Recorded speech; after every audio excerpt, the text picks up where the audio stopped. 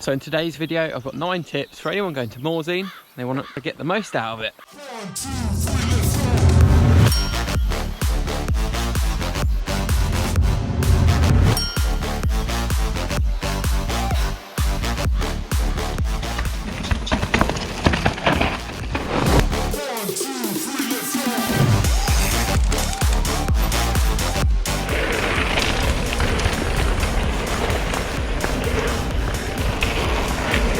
This episode is supported by our friends at Startline Mtb. If you're looking for bike hire in the Alps, then check them out and use the code TRAILHUB10 to get yourself some discount. Number 1, consider driving out. If you've got a few of you going out, you can share the driving. It's going to take you a day to get down there from Calais realistically, but it does work out cheaper if there's a group of you. So having a vehicle in town can be really helpful because it can take the rush out of some of the days, and you can reach certain areas that you don't get to reach without one. Like, it's not essential to have one, but for example, if you want to spend longer in a place like Chatel, then you can park up in Linderay, Goat Village, which means you can stay till last lifts in Chatel, that kind of thing. And then you can also access the lakes in the evening and have like the barbecue dinner up there without being like constrained to cycling up or catching last lifts down.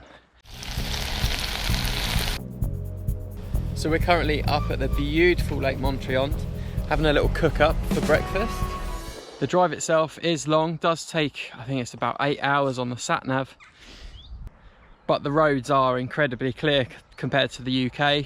Another benefit of driving is you can take an extra bike if you've got one and all the spares that you need, so you don't have to worry about luggage allowance. So a lot of people write off the trails in Leger, and the ones on the map are definitely beaten out and need some attention, but they don't seem to get it.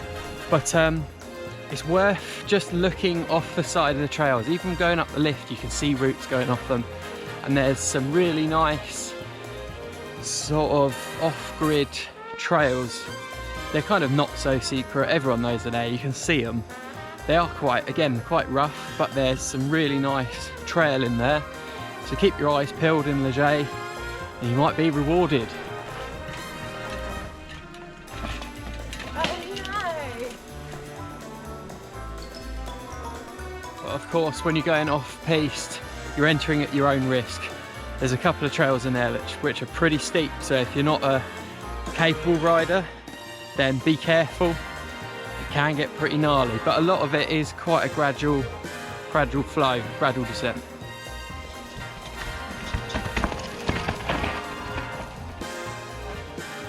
Quite a direct line through here. Yo! Nice! This is a fun section.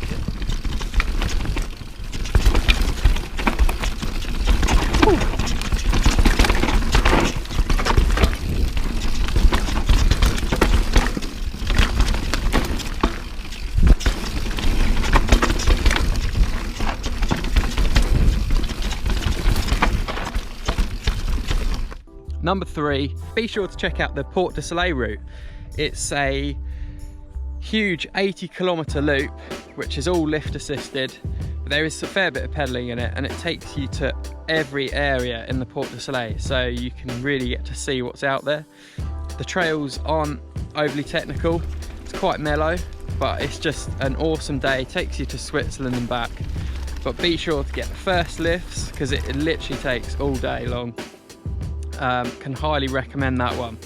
Bit of single track in there and just a bit of everything. It's good, but it's not your average bike park trails which you usually get.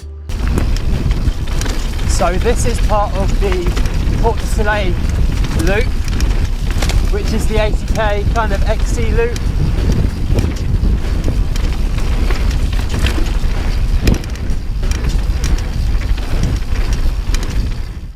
Number 4, check out Linderay. Oh, he stoved it. Les Linderets, it's just past the Avoriaz bike park, and no one goes there. It's home to the legendary Goat Village. and there's a big car park there, a good couple of restaurants, and there's a lift. And just there's no one riding these trails. I mean, they're pretty burly, bit rough around the edges, and there's only 3 or 4 of them. But you'll be lucky to see someone else on them. There's no one there, and they're really fun.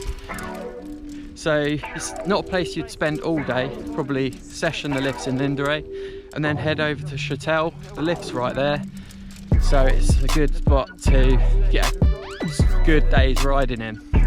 So if it's your first time in Morzine and you're pretty new to biking, or you just want to sort of warm up for ready for the trips, ready for the riding, head over to the Ceraso lift. And there's, I think, 3 to 4 trails, green, blue, red, and they're all super mellow, really well maintained, and it's just the perfect place to get your holiday going, or just to build confidence on the trails out there. So check that one out. It can get busy, so adjust accordingly.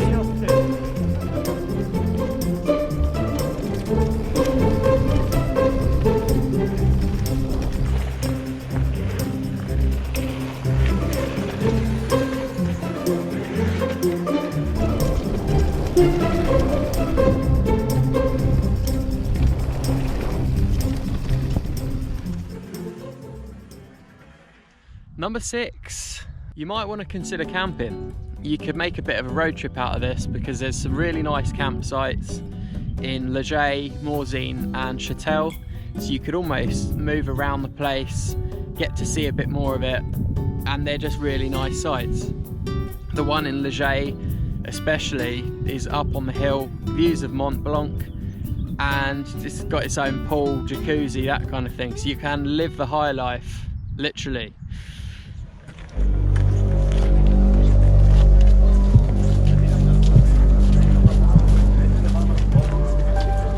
Number 7, you might want to think about avoiding late July, early August, because that's when the French break up for their holidays and it does get really busy. So you've got the likes of Super Morzine and the Zor area. The lift queue is massive in the rush hour times. So if you can avoid these dates, you're gonna get less queues, more riding. So as you can see, the Zor lift gets ridiculously busy. It's about 11:30, 12ish, and it just gets absolutely slammed. We'll be queuing here for about half an hour.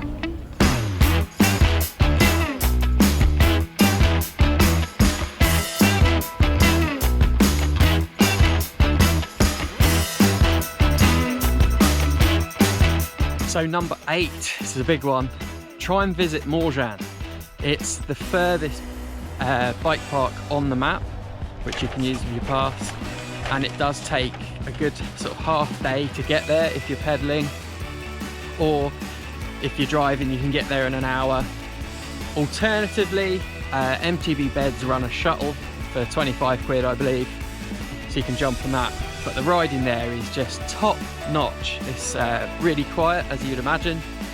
The trails are built really well, and there's a bit of something for everyone there. Some big gap jumps, some technical trail, some flow trail, and it really is just like the best riding in the Port du Soleil, in my opinion. So number 8, get to Morzine. So number 9, find the area that's best suited to your style of riding, because each resort has a different sort of feel to it. For example, Chatel is all about the jumps and some really steep trails, and the Ceraso lift, like I mentioned earlier, is more beginner friendly. So it pays to know which kind of area is going to be good for you, and you can just sort of spend less time faffing around or ending up on stuff you didn't want to ride.